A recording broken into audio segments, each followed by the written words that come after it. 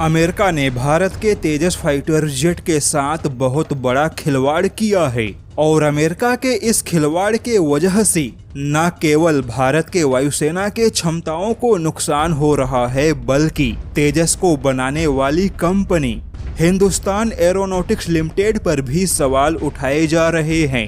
चलिए इस खबर को थोड़ा विस्तार से समझते हैं।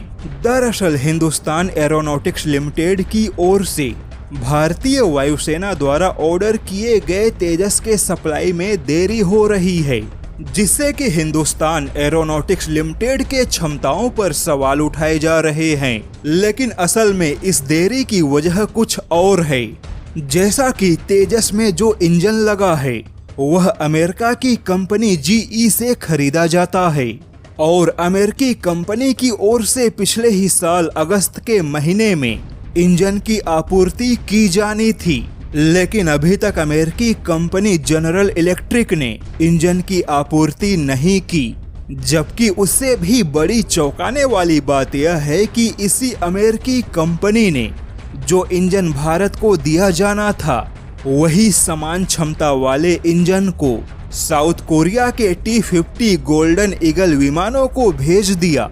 लेकिन भारत के तेजस के लिए इंजन की सप्लाई में अमेरिका लगातार देरी कर रहा है, जिससे कि हिंदुस्तान एरोनॉटिक्स लिमिटेड अपने तेजस के सप्लाई के समय सीमा के लक्ष्य को चूक गया। हालांकि अमेरिका ऐसा क्यों कर रहा है?